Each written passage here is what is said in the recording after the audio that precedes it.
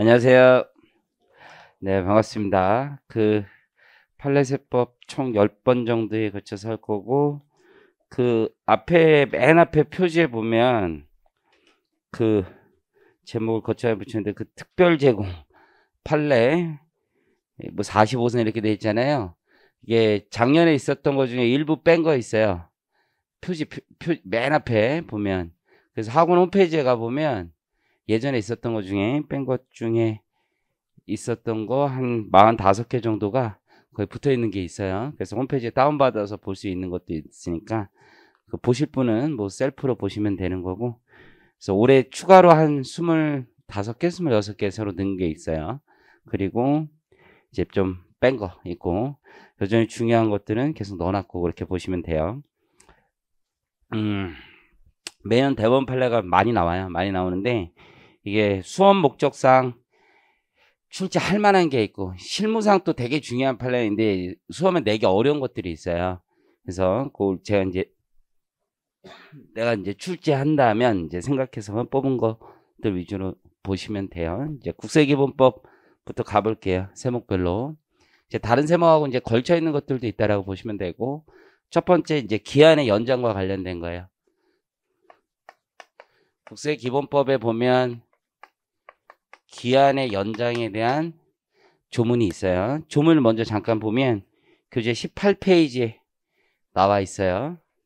국기법 6조에 보면 관할세무서장은 천재지변이나 그 밖에 대통령령으로 정하는 사유가 있으면 기한을 연장해 줄 수 있어요. 신고기한이나 납부기한 같은 걸 연장해 줄 수가 있는데, 이제 시행령에 그 구체적인 사유가 있는 거예요. 그렇죠?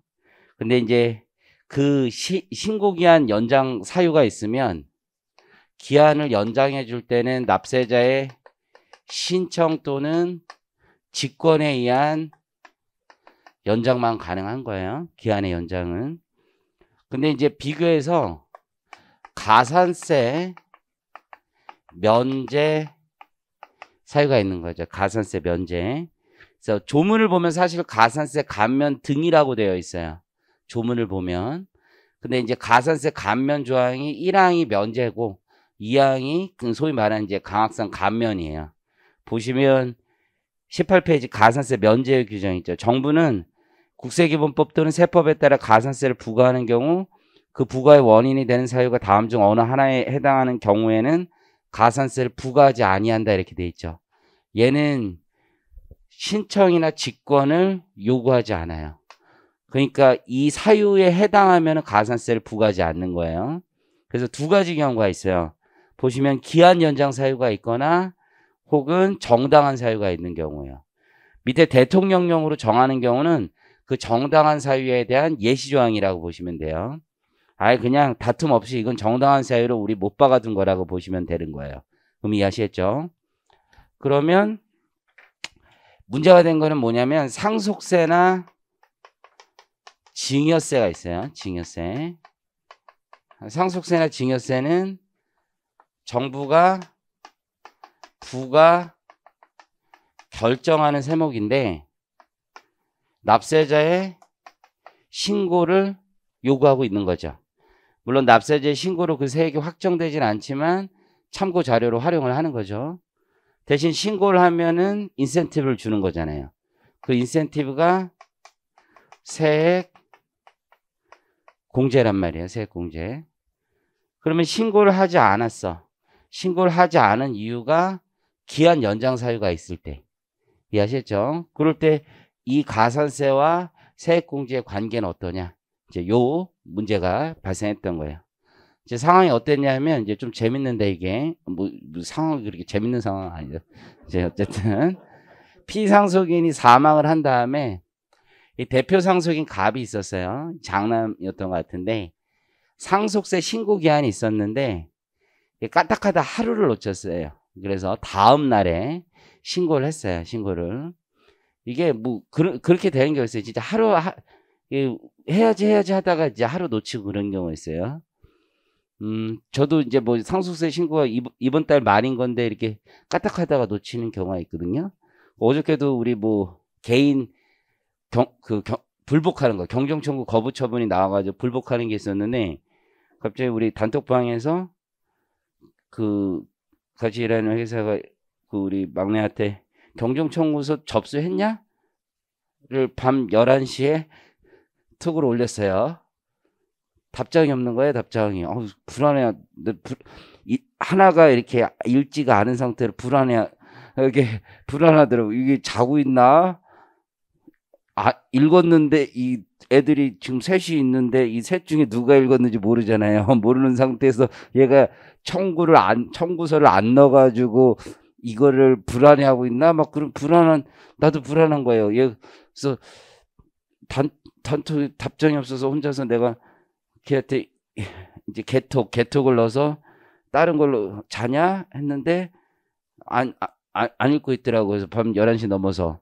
그래서 안심을 했죠. 자고 있구나. 그래서 아침에 8시인가 그 카톡이 오더라고요. 넣었다고. 그래서 다행이다 했죠. 그래서 그것도 하루 놓치면 끝나는 거잖아요. 그래서 자신감 있게 카톡에 사진 찍어가지고 자기 청구서 이제 올린 거 딱 올렸더라고요. 그래서 근데 또 이제 물어본 놈은 그 답장도 안 하고서는 읽고선 답장도 안 하더니 올렸냐 물어봤으면 잘했다라고 해줘야 될 거예요. 내가 무슨 나 혼자서 잘했다 이렇게 하고 내가 그런 거 보면서 역시 나는 부드러운 리더십의 소유자구나 이렇게 혼자 생각했는데 어쨌든 그래서 하루 놓친 거야. 하루. 근데 그 이유가 갑에 이제 할배가 있었고 아버지가 있고 이제 손주에 해당하는 애가 있었는데 아이고 사망한 사실이 있었던 거예요. 정신이 없는 거지. 그래서 갑은 이제 과세관청 갑의 상속세 신고는 기한 후 신고에 해당한다. 그러니까 기한 후 신고는 무신고잖아요. 그래서 무신고 가산세를 부과하되 50% 뭐 한 달 이내에 했으니까 감면을 하고 신고세액공제는 적용하지 않았다. 그러니까 신고세액공제 적용 당연히 안 되고 거기에 좀 너무하네. 거기다 무신고 가산세를 부과했다는 거. 무신고 가산세 대신 한 달이니까 50% 감면해 줬다는 거. 50% 감면. 야, 이 정도면 기한의 연장의 사유가 있는 거잖아요. 어떤 사유가 있는 거예요? 납세자 또는 동거가족의 질병 중상해로 6개월 이상의 치료가 필요하거나 상중인 경우, 여기 상중인 경우에 해당하니까 알아서 직권으로 부과하지 말았어야지. 그쵸? 화가 난 거지. 그랬더니만 9월 1일이 지났잖아요. 그쵸? 9월 20일 날 이쪽에서 상속재산 관리를 확 지정을 해버린 거야. 그리고 우리는 신고기한 연장됐다 이렇게 주장을 한 겁니다. 좀 독특한 주장을 하는데 왜 그랬냐면 당시의 법률이 이렇게 돼 있어요. 당시 법률인데 상속세가 신고 개시일이 속하는 달의 말일부터 6개월 이내 신고하게 돼 있는데 당시의 법률에 3항에 이렇게 돼 있어요. 1항의 기간은 상속재산 관리인에 대해서는 그들이 지정되거나 선임되어 직무를 시작하는 날부터 계산한다고 돼 있어. 이해하시겠죠? 그러니까 8월 말일이 신고 기한인데 지나서 지정을 해버렸어. 지정. 이해하시겠죠? 지정을 하고 나서 이날부터 6개월 이내라고 주장을 하는 거야. 그리고 우리는 그 안에 신고인 9월 1일 날 신고가 됐으니까 우리는 신고기한 지켰다 이런 주장을 기적의 논리를 피는 거죠. 근데 상식적으로 생각했을 때 어떤 거야? 아니 이 지정은 신고 기한 안에 지정이 됐을 때 6개월이 연장이 되는 거지. 근데 입법상 미비가 있었던 거죠. 입법상 뭔가 워딩이 알맞지 않았던 거죠. 그래서 대법관들은 이거는 앞뒤에 안 맞는 해석이다 이렇게 얘기를 한 거죠. 지금은 법률을 이렇게 개정을 해놨어요. 지금은. 그 상속재산 관리인에 대해서는 그들이 1항의 기간 내에 지정되거나 선임되는 경우에 한정하며, 그쵸? 그럴 때 그렇게 계산해 줄게. 6개월 이렇게 개정을 해놨어요. 그럼 이해하시겠죠? 그래서 결론은 어떻게 냈느냐? 이제 가서 보시면 교재. 결론 보시면 16페이지. 신고기한까지 신고기한을 연장 신청한 바는 없다. 그죠? 그 때문에 신고기한 자체는 연장하지 않는다. 그러니까 8월 말까지 끝난다는 거예요. 신고기한은. 그래서 신고기한 내에 신청했을 때만 인센티브를 주겠다. 그래서 세액공제는 적용할 수 없다.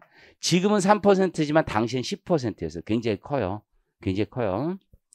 그래서 신고 기한은 연장되진 않는다. 어쩔 수 없다. 신고세액공제는 적용할 수 없다. 그러나 가산세 부과 처분은 적법한 처분은 아니다. 이 가산세라는 건 이제 본질은 행정상 제재잖아요. 그 형식은 조세일지 몰라도 행정상 제재이기 때문에 별도의 부과 처분인데 이거는 별도의 신청 요건이 아니란 말이에요. 분명히 기한 연장으로 인해서 면제 사유가 있으니까 그 사유를 검토해서 부과 처분을 할지 말지를 결정했어야 되니까.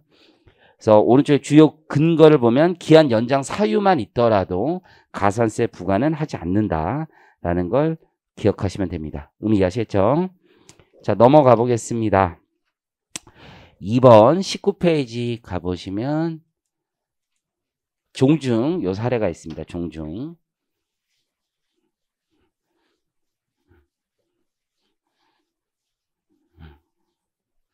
이제 종중은 어떤 단체를 얘기하죠. 단체. 그래서 원래 이제 팔레만 빨리빨리 하려고 그랬는데 요즘에는 이제 대부분 인강을 많이 들어서 이제 빨리빨리 하는 게 내 생각인데요. 실강 사람들이 이렇게 뭐 많지 않지만 실강 온 친구들이 다 아는 친구들인데 이제 여러분 수준을 내가 많이 보는 거잖아요. 근데 이제 공부 잘하는 친구도 있지만 여기 눈에 보이게 이제 눈에 밟히는 사람이 또 있단 말이에요. 많이 밟힌단 말이에요. 그래서 설명을 기초부터 해야 되겠다는 생각이 오늘부터 많이 드네요. 많이 들어서 좀 기초적인 거 해드린 게 맞다고. 이게 배경 지식이 없이 이거부터 하면은 지금 몇 명은 지금 바로 알아들을 수 있는 친구들이 있어. 내가 여기 보기에 바로바로 하는 게 더 좋은 친구들이 있는데 몇 명은 설명 안 하면은 집에 갈 것 같아. 하면은 자 가볼게요. 국세기본법 13조에는 이렇게 돼 있는 거예요. 처음부터 설명을 하면 법인으로 보는 단체 이런 설명이 있는 거예요. 이게 되게 중요한 건데 그러니까 인격에 대한 얘기를 하고 싶은 거야. 법인으로 보겠다는 의제하는 단체에 대해서만 국세기본법에서 설명을 하고 있는 거예요. 그러니까 설립 등기가 안 되어 있는 단체를 국세기본법에서 얘기를 하고 있는 거야. 설립 등기가 안 되어 있는 거. 그러니까 설립 등기가 안 되어 있다는 건 민법상 설립 등기 혹은 상법상 설립 등기가 안 되어 있는 걸 얘기하는 거예요. 민법상 설립 등기가 되어 있으면 비영리법인이 되는 거고 상법상 설립 등기가 되어 있으면 영리법인이 되어 있는 거고 혹은 특별법상 설립 등기가 되어 있으면 영리 또는 비영리가 되어 있는 거예요. 여기까지.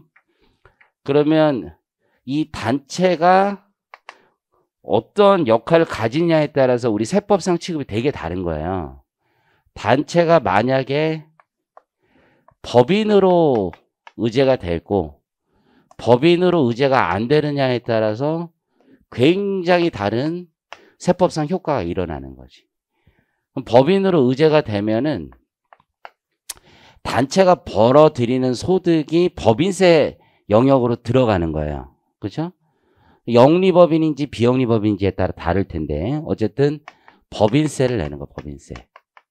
법인세 과세가 되고 근데 여기는 이제 그 다음 단계가 되게 중요한데 여기서 그 다음에 나오는 돈이 있겠지. 다음에 나오는 돈. 여기서 이제 돈을 가져갈 거 아니야. 이게 실체성이 있다는 얘기야. 법인세가 과세된 다음에 돈이 뭐가 되는 거예요?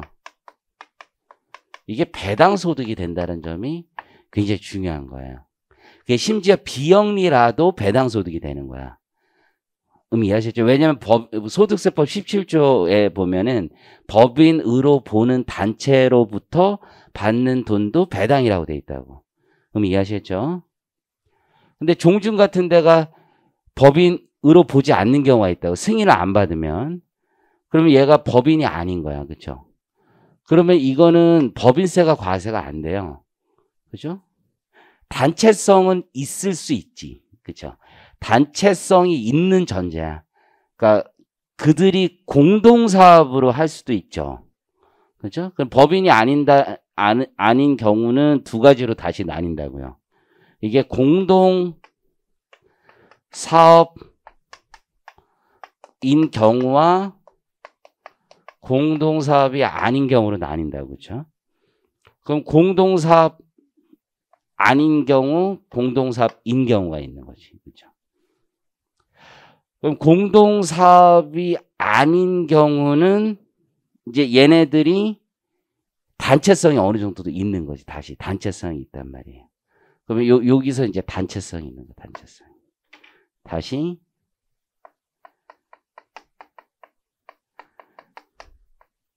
단체성이 있다고요. 그렇죠? 그럼 얘들이 소득세 납세 의무자가 되는 거예요. 그 자체로. 그대로 단체가 소득세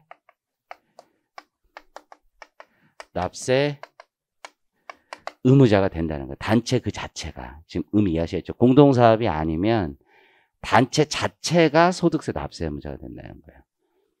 단체성이 있다는 얘기야. 그럼 여기서 나오는 돈이 있을 거 아니야. 그 다음에 나오는 돈. 그 다음에 나오는 돈. 그 다음에 나오는 돈은 뭐로 보통 과세가 되냐 이거야. 뭐로 과세돼? 증여세로 과세되는 거야. 다 끝난 거야. 개인 단계에서는 끝난 거야. 그 다음에는 원래 과세가 없는 거야. 그 다음에 나오는 돈을 과세하는 건 증여야, 증여. 그냥 준 거야, 그냥. 그래서 이제 사람들이 뭐 이중과세다 이런 얘기를 하고 다 끝났는데 또 세금을 내느냐. 뭐 이런 얘기를 하는 거예요. 증여세, 증여세. 의미 이해하시겠죠? 근데 공동사업이 되면은 얘기가 다른 거지, 공동사업이 되면. 이거는 배당이 절대 될 수 없는 거죠. 그렇죠? 단체성이 없는. 요거는 이제 그 구성원에게 직접 과세한다는 거죠. 구성원에게 직접 과세하는 거죠.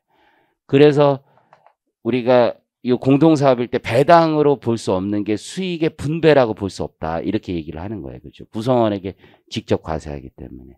그러면 이 공동사업의 소스에 따라 과세하는 거죠. 양도든 사업소득이든 이렇게 가는 거예요. 이제 구성 논리는. 그러면 이 종중 단계에서 번 돈이 어떻게 과세되느냐. 그리고 그 다음 단계에서 과세되는 그들이 나눠 가질 때 과세되는 돈의 구조도 이 종중이 여기에 들어오느냐, 여기 들어오느냐, 여기 들어오느냐가 굉장히 중요하죠. 근데 종중은 적어도 이거는 아니야. 종중을 공동사업으로 볼 수는 없어. 얘 아니면 얘라고요. 지금 상황은. 그래서 법인으로 보든지 법인으로 안 보든지 의미 이해하시겠죠. 종중이라는 게 자연불학으로서 자기들끼리 이제 자연 발생적으로 형성된 거란 말이에요. 그렇죠? 자연 발생인 거지. 종중, 내 원주원 씨 무슨 백성공파인데 네가 아무리 들어오고 싶어도 원주원 씨 백성공파에 들어올 수 있는 게 아니라고 그렇잖아.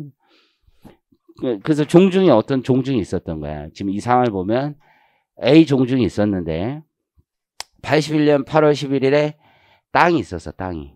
그렇죠? 선산이라고 보통 얘기를 하는 거죠. 거기 이제 묘도 있고 뭐 여러 가지 자기 땅들이 있었는데 14년 6월 20일 날 14년 6월 20일 날 B 건설회사에 협의 수용하는 방식으로 110억 원의 양도를 했어. 110억에 양도를 했어요. 종중 명의로 양도를 한 거죠. 그런 다음에 종중은 부동산 대금을 종중계좌에 넣었다가 자기 손익을 인식한 다음에 10억을 제외하고 100억 원을 종중원에게 분배를 했어요. 분배는 했어, 분배는.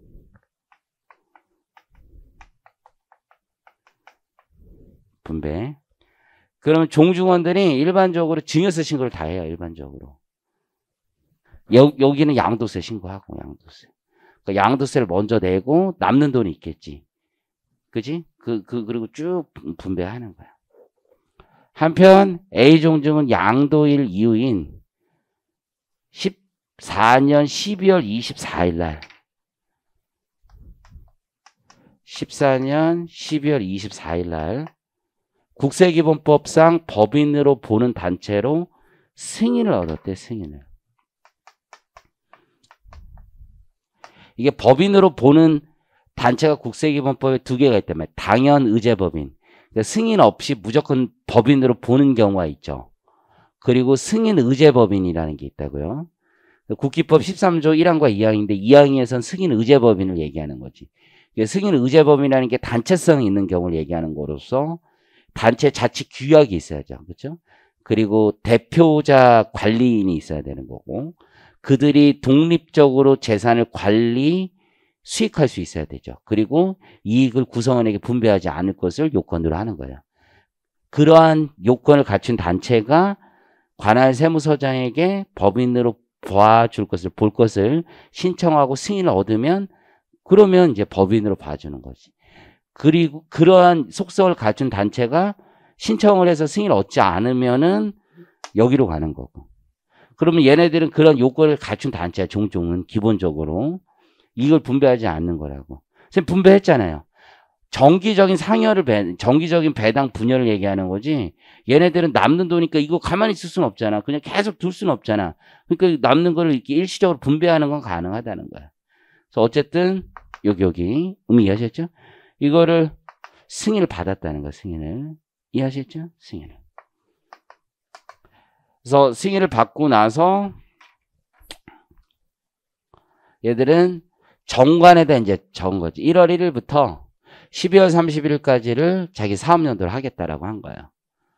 양도소득세를 먼저 신고를 했지만 경정청구를 했어. 경정청구. 돌려주세요. 자, 경정청구를 한 청구 취지는 뭐냐면 저희는 이제 사업연도가 매년 1월 1일부터 12월 31일이에요. 그럼 최초 사업연도가 있을 거 아니야. 본래 최초 사업연도는 일반적인 내국법인이라면 설립 등기일부터 사업연도 종료일까지인데 이렇게 법인으로 보는 단체가 승인을 받게 되면 원래 최초 사업연도는 승인일부터 여기까지가 최초 사업연도예요. 그런데 내국법인이든 이렇게 승인을 받은 단체든 최초 사업연도 이전에 먼저 손익이 발생하면 그 손익은 최초 사업연도에 포함시킬 수 있어요. 그리고 그럼 최초 사업연도는 연장이 돼. 1년을 넘지 않는 범위 내에서. 그러면 이 손익이 있었던 거잖아요. 이 손익이. 그래서 얘는 이거를 여기에 포함시켜 주겠다. 이렇게 얘기한 거지. 그래서 1기 사업연도는 이렇게 되고 여기에 들어온다. 이해하셨죠? 그럼 요게 법인세 과세 대상이라는 거야. 그래서 양도소득세 과세 대상은 아니라는 거지. 더더구나 이들은 법인세법상 비영리법인으로 보는 거고 비영리법인의 경우에는 수익사업과 목적사업이 있을 텐데 수익사업과 목적사업이 있을 텐데 이 목적사업에 3년 이상 사용하던 자산을 양도하는 경우는 법인세를 과세하지 않는단 말이에요. 그럼 이 종중의 경우에는 종중 불악으로 종중의 선산 목적으로 쓰던 이런 산들은 목적사업에 쓰던 산이라는 거 목적사업에. 그래서 법인세 과세 대상도 아닐 거라는 거야. 이해하셨죠? 적어도 이게 수익사업이더라도 문제도 안 돼. 양도소득세는 잘못 낸 거야 일단. 그럼 경정청구의 대상이야. 이해하셨죠? 그래서 이런 주장을 한 거죠. 그래서 과세관청은 반대의 논리가 필요하겠지. 과세관청은 이런 주장을 해요. 니네 요거 최초 사업연도 요거 좋은데, 응? 과세관청은 여기 최초 손익 있지, 손익. 요거 포함할 수 있는 손익 있잖아요, 손익. 이거는 손익이 미확정된 손익만 포함할 수 있다. 무슨 얘기냐면 양도소득세로 이미 확정돼 버렸잖아. 확정된 거는 여기에 포함시킬 수 없다라는 논리를 피는 거야, 과세관청은. 이해하셨죠? 이거는 조세채권 한번 성립되고 확정되면 변경이 안 되는 거기 때문에 이거는 양도세로 확정된 거기 때문에 여기다 포함시키면 안 된다. 이런 논리를 피는 거야, 과세관청은. 이해하셨죠? 이 법인의 소득에다 포함시킬 수 없는 게 이미 양도세로 확정돼서 끝났다라고 얘기를 하는 거예요. 이해하셨죠? 쫓아오시겠죠? 그런데 이게 조문에 조문 해왔나? 없네. 조문을 보면 잠시만 보면 최초 사업연도 개시일 21페이지 잠깐 보시면 최초 사업연도 개시일의 2항에 이제 보면 이렇게 돼 있어요.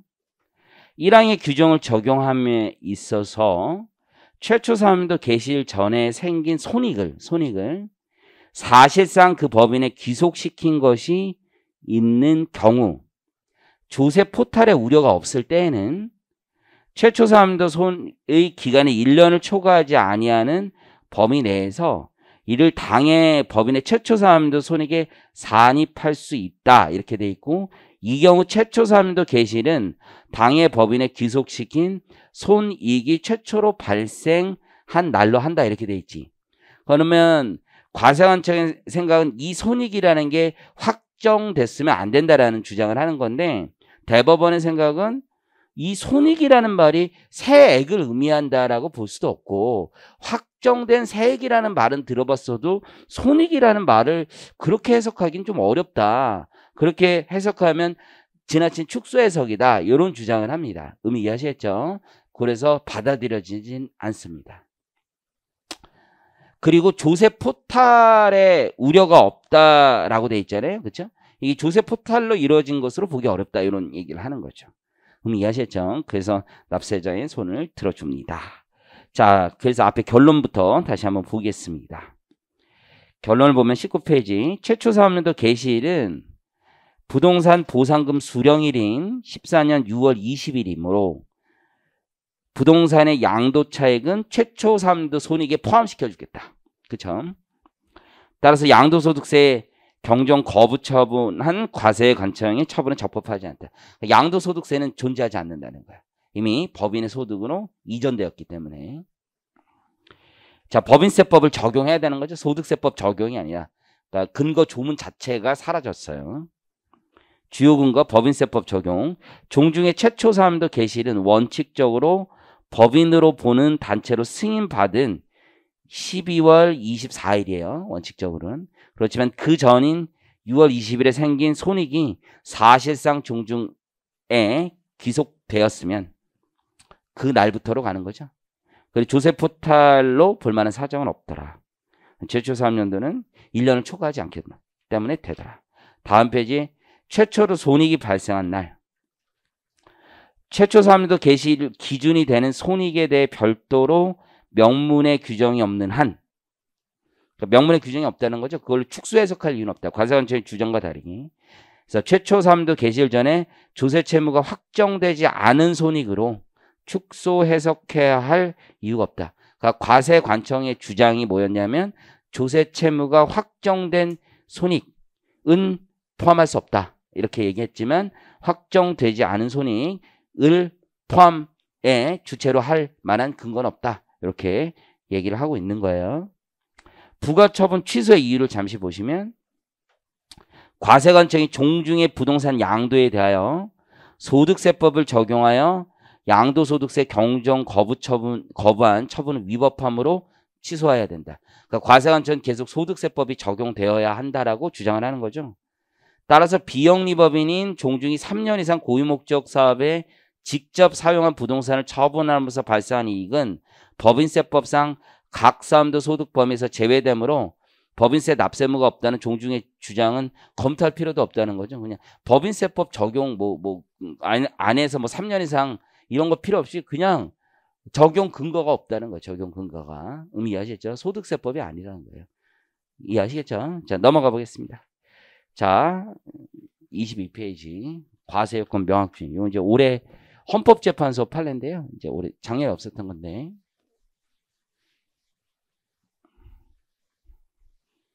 다 아는 내용인데 헌법재판소에서 다시 한번 확인해 준 거예요. 확인해 준 거. 이제 과세요건 명확주의.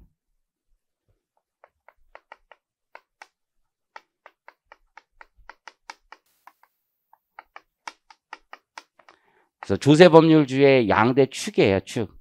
과세요건 명확주의. 그리고 과세요건 법정주의. 그렇죠? 과세요건은 법률에 정해야 되는 거죠. 국회에서. 그리고 그 과세요건은 명확해야 되고. 이해하시죠? 포괄 위임해서는 안 되고 이런 것들이 핵심인데 일의적으로 해석이 돼야 돼요. 일의적으로. 명확하다는 건 여러 사람이 봤을 때 객관적으로 하나의 의미로 해석이 될 수 있어야 된다는 게 명확주의라는 거예요. 하지만 명확주의라는 게 일의적으로 해석된다라고 해서 누구나 다 알아들을 수 있다라는 건 아니에요. 특히 세법 영역에선. 세법이 어려워요, 기본적으로. 그래서 세법, 조세법 체계나 이론에 비추어서 해석될 수 있으면 명확하다고 보는 거죠. 그래서 세법,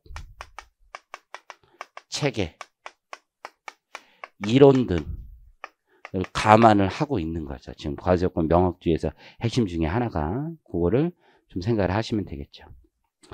자, 이 내용은 뭐냐면 헌법재판소에 올라온 건데 우리가 이제 거주자와 늘 문제가 되는 거예요. 비거주자 이 구분에 대해서 그리고 주소 이러한 개념 자체가 명확하지 않다 이런 주장을 하고 있었던 거예요. 좀 의미 이해하시겠죠?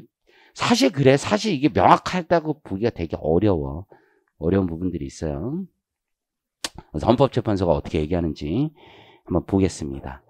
다 이론적으로 정립된 거를 다시 한번 정리를 해줬기 때문에 의미가 있다고 봅니다. A 세무서장 청구인이 11년부터 14년까지 해외법인으로부터 한 10억 정도를 수취한 사실을 확인하고 종합소득세 한 3억 6천 정도를 부과했어요.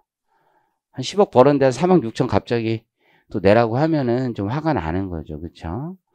이제 기납부세, 외납세액 공제 좀 빼주고 해서 하면 화가 많이 나요, 다들. 그렇죠? 청구인은 이 사건 부과처분에 대하여 자신은 소득세법상 납세무자인 거주자에 해당하지 않는다고 주장을 막 해요. 취소소송을 제고했지만 다 이제 기각된 거예요, 거주자. 그러면 이제 이게 거주자, 비거주자 싸움하면은 우리가 이기기가 쉽지가 않아요. 왜냐면은 흔적이 많아요. 그래서 우리가 여기서 나름 대한민국 혜택을 조금이라도 보고 살아요. 혜택을 조금이라도 보면 거주자야, 기본적으로. 건강보험이 있느냐. 이거 취소하고, 이게 건강보험 이게 정지하고 나갔다 오거든요. 하지만 또 올 때는 또 건강보험 해요. 이게 하기 힘들어요. 애들이 한국에 있어요? 나만 나가요? 그러면 일단 거주자예요. 애들이 있으면. 그렇죠? 다 같이 나갔어요? 근데 한국에 집을 안 팔고 나갔어요. 그럼 거주자예요. 그렇죠? 근데 왜 안 팔았어요? 한국에 집값 잘 올라가잖아요. 거주자예요. 혜택을 보려고 그랬잖아요. 그리고 나중에 양도세 낼 때는 그때는 오히려 거주자 주장을 할 거면서. 그렇잖아요? 그러니까 이게 거주자 자기가 거주자임을 알아야 돼요. 본인들도. 내가 생각하기에 과세관청이 너무 무리한 주장을 하는 것도 아니에요. 혜택은 혜택대로 보고 세금 내기 싫다고 하는 것 자체도 나쁜 거예요. 그렇죠?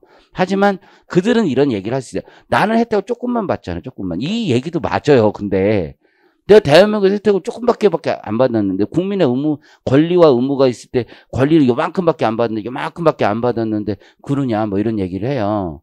진짜 그런 얘기 많이 하거든. 하지만 외국 나갔을 때 어려운 일 있으면 대한민국 영사관, 외교관부터 찾으실 거잖아요. 이런 얘기를 해요. 그러면 또 그분들은 얘기해요. 대한민국 영사관이 얼마나 우리를 얼마나 업신여기는데 뭐 이런 얘기 또 해요. 영화 안 봤냐 뭐 이런 얘기 하면서 뭐 이런 얘기 하면 또 틀린 말 아닌 것 같고 뭐 그래요. 어쨌든. 그러면 또 이제 뭐 조세라는 게 어차피 뭐 반대급부를 뭐 하는 게 아니고 어쨌든 되게 어렵네. 청구인은 화가 난 거죠. 그래서 야 이게 포괄 위임 금지도 위반되고 명확주의도 위반되고 다 위반된다 막 화가 나서 또 헌법재판 걸어본 거예요. 그래서 지금까지 총 4번의 헌법 소원이 있었어요. 매번 걸어요, 매번. 그래서 올해 또 한 번 나왔어요. 계속 걸 때마다 정교하게 재판문이 나오고 있어요. 계속. 그래서 요번에 더 잘 나온 것 같아서 얘기를 합니다. 그래서 명확주의, 조세 법률주의에 대한 기본 근간을 잘 설명해줘요. 포괄위임 뭐 가능하냐 뭐 이런 것들 얘기하고 있어요. 자, 일단 심판 대상 조항을 한번 보겠습니다. 우리 같이. 법 1조의 2의 정의가 나와 있죠. 자, 체계적으로 잘 정리를 해서 한번 본 거예요. 1항에 따른 주소 거소와 거주자 비거주자 동그라미 쳐볼까요? 구분은 대통령령에 따른다 정한다 했죠. 구분에다 동그라미 쳐. 그러니까 자세한 구분을 시행령에 위임해 놓은 거예요. 구분. 주소와 거소, 거주자와 비거주자의 구분 있죠. 구분. 그리고 밑에 이제 법령을 다시 한번 보면 심판 대상 조항은 요거를 이제 문제 삼은 거예요. 문제 삼은 거예요. 정의는 보면은 거주자의 정의는 두고 있는 거지, 법에. 거주자란 국내에 주소를 두거나, 주소는 이제 기간의 개념은 없는 거고, 183일 이상의 거소를 둔 개인을 말한다. 비거주자는 거주자가 아닌 자를 말한다. 라는 거지, 개인을 말한다. 그리고 납세 의무 편에 보면은 다음 각호 어느 하나에 해당하는 개인은 이 법에 따라 각자의 소득에 대한 소득세 납세의무를 진단하고 돼 있고, 거주자, 소득세 납세의무가 있고, 무제한인 거죠. 비거주자는 비거주자로서 국내 원천 소득이 있는 개인이라고 돼 있어요. 그리고 다시 이제 와서 주소와 거소의 판정이 있는 거잖아요. 그러니까 조문 이 두 개를 가지고 보니까 1조 2와 2조를 가지고 보면은 거주자는 주소가 있으면 되고, 그죠? 주소가 있으면 납세 의무가 있는 거잖아요. 그럼 주소가 뭔지에 대해서 명확하지가 않잖아요. 지금 현재까지만 봐서. 그래서 거기 시행령에 가보니까 구분은 이제 시행령에 맡겨놓은 거죠. 시행령에 가보니까 어떻게 돼 있어요? 소득세법 1조 2에 따른 주소는 국내에서 생계를 같이 하는 가족 및 국내에 소지하는 자산의 유무 등 생활관계 객관적 사실에 따라, 자, 밑줄 그립니다. 판정한다라고 있지. 이게 놀라운 거죠. 주소에 정의가 있는 건 아니죠. 세법에 주소에 정의가 있는 건 아니에요. 주소의 판정 기준만 있는 거죠. 그 주소의 정의 자체는 저 밑에 가보면 민법 18조에 있어요. 민법에. 즉 생활의 근거가 되는 곳을 주소로 한다라고 돼 있잖아요. 그러니까 주소의 정의는 차용하고 있는 거예요. 민법을. 그래서 저기 뒤에 가보면 이런 말이 있어요. 24페이지에 가보시면, 자, 거기 예측 가능성에서 밑에서 두 번째 분단, 소득세법에서는 주소와 거소의 정의를 별도로 두지 않고 민법의 개념을 차용하고 있는데, 거기다 위치해 볼까요? 그러니까 소득세법은 우리 수업 시간에도 얘기했었잖아요. 그렇죠? 민법의 개념을 차용하고 있는 거예요. 주소의 개념. 별도로 두고 있지 않아요. 다시 앞으로 와서 소득세법에서 얘기하는 거는 주소라는 것 자체가 민법 우리 생활관계에서 있는 거예요. 그래서 생활의 근거가 되는 곳을 주소라고 한다는 거예요. 생활의 근거가 되는. 주민등록으로 판단하는 게 아니라 생활의 근거가 되는 곳이 주소이고, 근데 그 근거를 세법에서는 그 개념은 정의는 그 민법에서 차용하고 있지만 판단은 세법은 어떻게 하느냐? 나름 기준을 줘야 될 거 아니에요. 세법에서 더 디테일하게. 그래서 시행령에서 디테일하게 좀 더 예측 가능하게 판단 기준을 줬는데, 이해하셨죠? 거기 1항을 보니까 이렇게 됐죠. 소득세법 1조 2에 따른 주소는, 요걸 그래서 암기해야 되는지, 국내에서 핵심 키워드가 생계를 같이 하는 가족이 있어야 되고, 가족. 국내에 소지하는 자산이죠. 자산. 유무 등 생활관계의 객관적 사실에 따라 판정한다. 그럼 생활관계에 또 굉장히 중요한 게 직업 같은 거라고, 직업. 그렇죠? 이거에 따라 판정을 한다는 거죠. 가족, 자산관계 유무, 그리고 생활관계 객관적 사실. 특히 제일 중요한 게 생활관계 객관적 사실. 이게 사회 통념에 따라 계속 바뀌어가는 거죠. 요즘은 이게 이제 오타쿠가 많잖아요. 혼자 사는 애들이 많단 말이에요. 그렇죠? 그러니까 가족도 중요하지만 자기가 주소라는 게 혼자 사는 애들이 점점 많으니까 시대 상황에 따라 바뀌는 거죠. 그렇죠? 지금 혼자 사나? 부모님과 같이 사나? 본인의 주소는 명확한 거 아니야, 지금? 지금 생활관계 근거지가 아버지하고 부모님하고 같이 사는 거잖아요. 그렇죠? 거의 명확하죠. 가족이 있고 자산은 없으니까 뭐 얘기할 거 뭐 삼성전자 몇 주 하나 그거 있는 거 전부고 뭐 그렇잖아. 너 부모님과 같이 살지, 그렇죠? 따로 살아요? 지금 잠깐 고시원 나와서 사는 거 아니야? 거기가 주소야? 본인이 생각 거기가 주소야? 부모님 사는 곳이 주소야? 그렇죠? 따로 살아도 가족이 있는 곳 거기가 홈이지. 홈. 그렇죠? 홈. 거기가 마음의 고향이고 거기 쉬고 싶으면 거기 가서 쉬는 거지. 고시원 바닥에 누워서 이렇게 거기서 쉬고 싶지는 않잖아. 그렇지? 그거지 그거. 그게 주소지 뭐. 어쨌든.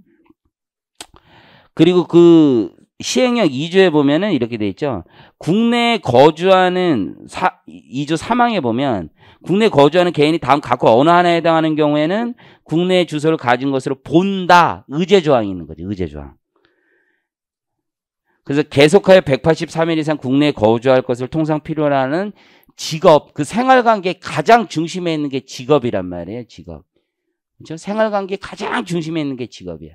이 직업이 183일 이상 어느 한 곳에 체류할 필요한 직업을 가지면 넌 거기가 보겠다라는 거지. 왜냐면 세 개를 보통 중심으로 보고 있잖아. 가족, 자산관계, 생활관계.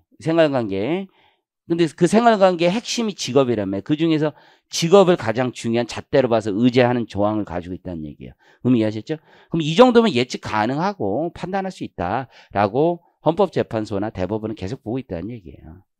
그래서 판단 근거 보시면, 그러니까 첫 번째 문단은 우리 헌법의 기본 법리를 얘기하는 거, 헌법의 기본 법리 보시면 우리 법 체계가 기본적으로 위임이 필요하다는 거예요. 기본적으로 파란색만 보시면 위임의 구체성, 명확성 내지 예측 가능하게만 하면 되고, 그리고 그 위임 한계의 구체적이고 예측 가능성 유무는 어떤 조문 하나만 가지고 판단하지는 않겠다 이거예요. 지금도 마찬가지. 그래서 주소나 거소를 가진 자라고 판단했는데 주소가 이렇게 하나만 가지고 지금 판단되고 있지는 않잖아요. 그래서 특정 조항 하나만 가지고 판단할 것이 아니라 관련 법조항을 유기적이고 체계적으로 종합하여 판단해야 되고, 이해하시죠? 이게 이제 기본적으로 포괄 위임했는지 아닌지 이런 거의 판단 기준이라는 거고. 자, 밑에 파란색 보시면 그러므로 심판 대상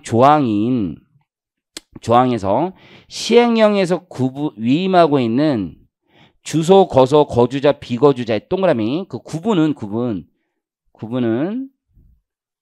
납세 의무자인, 그러니까 결국 주소, 거소, 거주자, 비거주자 구분에 따라서 납세 의무자와 그 범위가 달라지잖아요. 과세소득의 범위가. 납세 의무자인 거주자, 비거주자를 판정하기 위한 결국 밑줄 가볼까? 세부적이고 기술적인 사항이다. 즉 위임의 범위는 세부적이고 기술적인 사항은 위임할 수 있는 거잖아요. 자, 그래서 핵심은 세부적 기술적 사항은 위임이 가능하다.